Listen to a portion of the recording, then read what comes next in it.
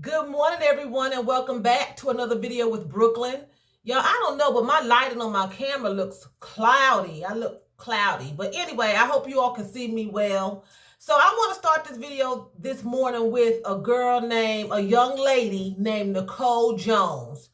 She has been shot 17 times by her ex-lover's girlfriend, okay? And it's going to be a short, clear message because Nicole made a point at the end of her interview. I watched it on YouTube. It was sent to me by another subscriber of mine to watch this video. So she was going with this young man. This young lady, Nicole, was going with a young man. And they had been, breaking up off and on, off and on. And he finally got with another woman. The other woman basically was insecure. Evidently, he still was going back and forth with Nicole, and the girl became enraged with jealousy. Okay, the girlfriend became enraged with jealousy.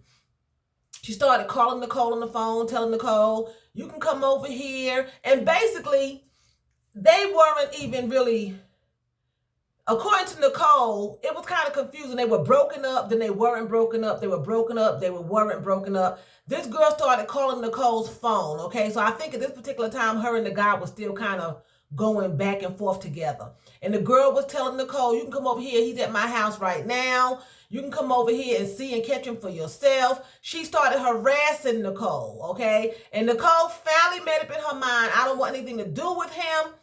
Joe Blow is yours. You can have him. Okay, you can have Joe Blow. That wasn't enough for the girl. The girl gets into his car. Okay, because at the time the girl was making the phone calls, Nicole and some friends were at a nightclub. She was getting harassed at the nightclub. So Nicole goes home. This girlfriend, that wasn't enough that Nicole had done said, you can have him. I don't want you.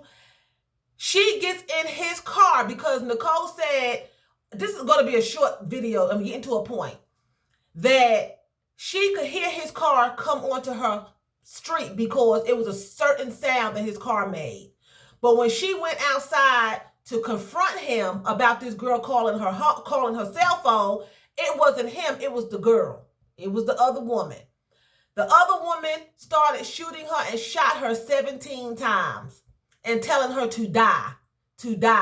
Okay? So evidently, this man, this Joe Blow, was still wanting to be with Nicole. He was playing back and forth, and this girlfriend of his felt some type of way about it. She was envious and she was jealous because of the relationship and maybe the feelings that he still called himself having for Nicole. But Nicole made this point, and I want to make this point. When you are in a relationship, don't go back and forth. If the relationship needs to end, it needs to end.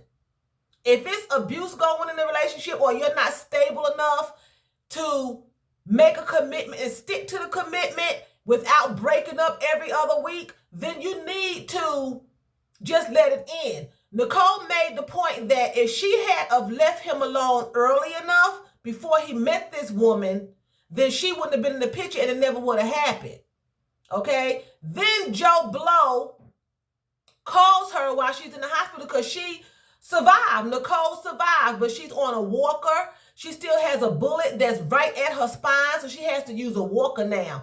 And he calls her, he tells her how sorry he is, he's apologetic, and he still wants to come around and help her when she gets out the hospital and still be involved in her life. I caught it. I don't know if Nicole caught this or not. I did. Nicole accepted him back. He was so apologetic. He said he was going to help me, but needless to say, he was a no-show, okay? Because it's a game to him. He doesn't care for Nicole. He didn't care for either woman.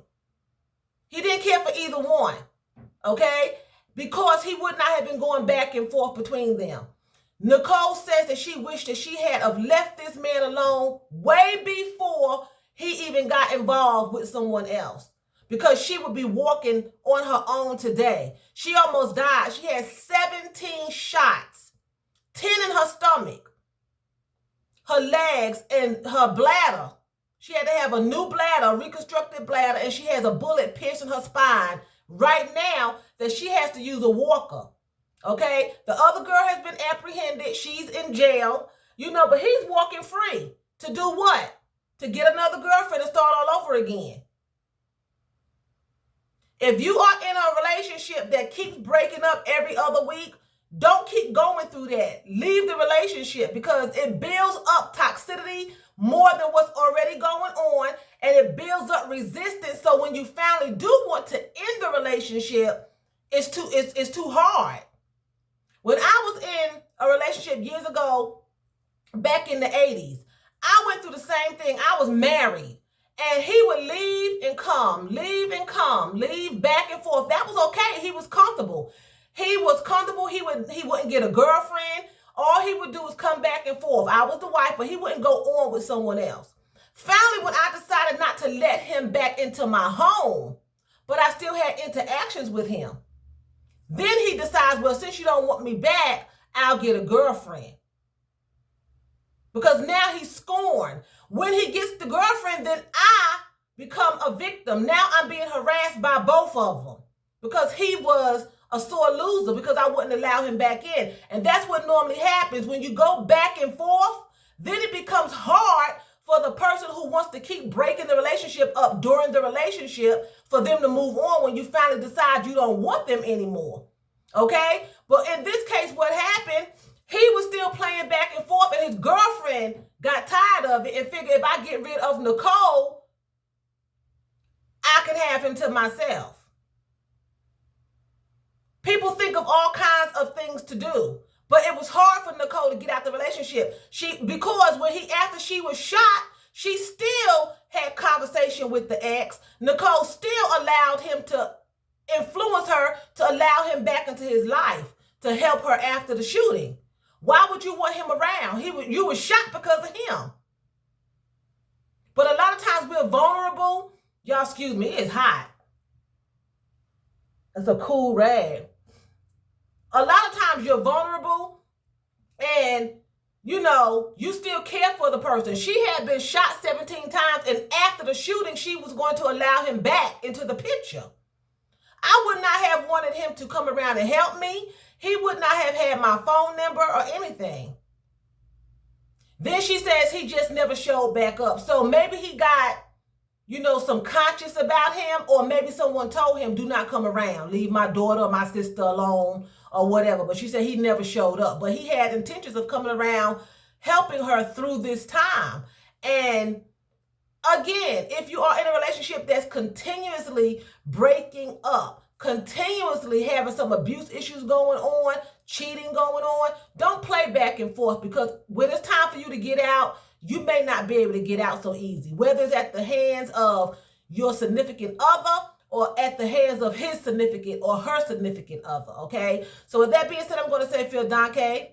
That's thank you very much in German. So vielen Dank for watching me, and choose, that's what? That's bye in German.